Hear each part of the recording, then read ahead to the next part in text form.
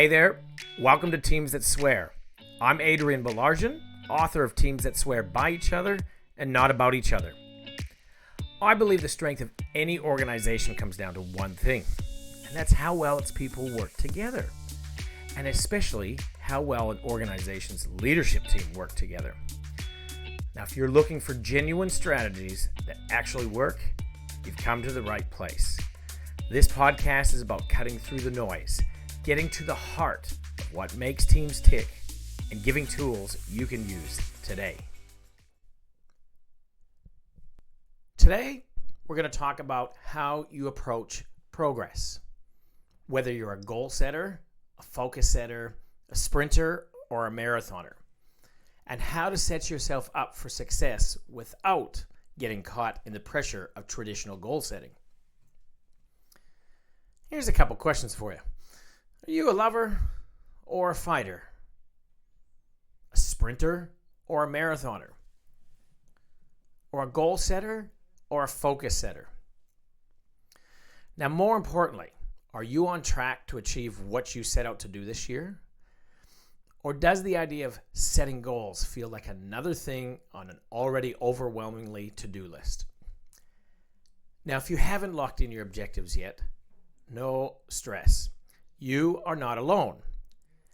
And if it makes you feel any better, 91% of the world's top performers do not finalize their goals until March of the year. Okay, I'm going to admit something. I made that bit up. But hearing that, doesn't it help take the pressure off? Now, the truth is, many people feel stuck at the start of a new year. Maybe you've set ambitious goals in the past, but struggled to hit them. Maybe the traditional approach to goal setting, targets, objectives, KPIs, just doesn't click for you or makes you feel stressed.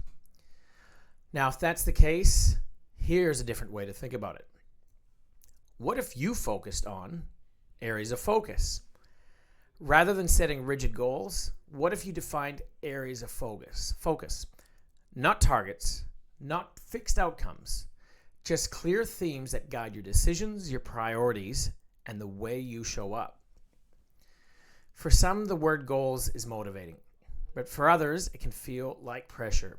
It can even take the fun out of progress. Think about it.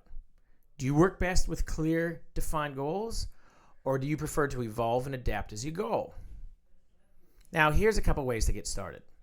The first question you can ask is, what area or areas of your work do you want to improve on this year? Question number 2 you can think about. What games could you play to make progress in that area? And the third thing that you can look at is, what is one small action you could take this week to move forward? Let's look at those 3 questions in a little bit more detail. I'd suggest having a pen and paper if you're not listening to this in the car or while you're out for a walk. And if you are, come back to this because I think taking notes on this is quite important. Let's look at playing the game right for you. Once you define an area of focus, it helps you choose the games you want to play.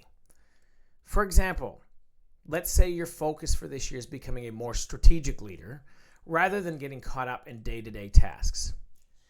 Your game might be blocking out time each week to think about the bigger picture, getting better at delegation, or playing the game of seeking out conversations with leaders who inspire you.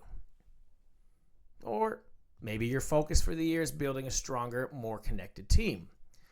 Your game could be checking in with each team member more regularly, creating more space for your group for open conversations, or finding ways to celebrate small wins.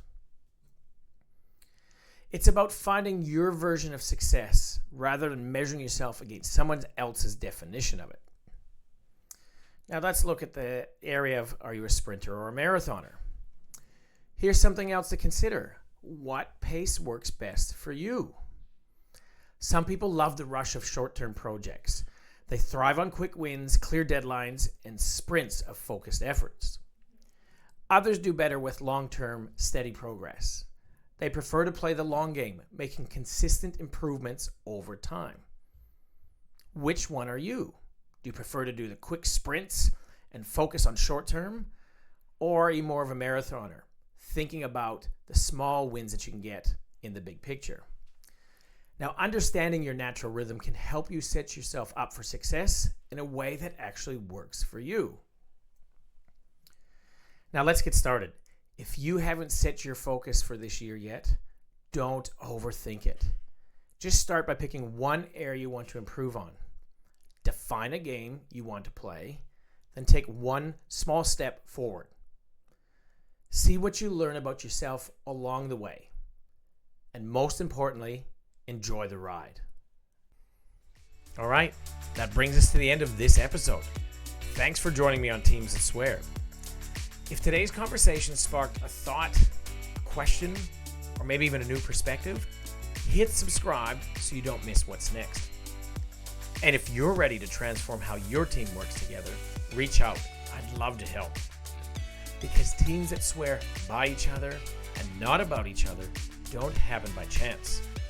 They happen with intentional, deliberate action, and the first step starts with you.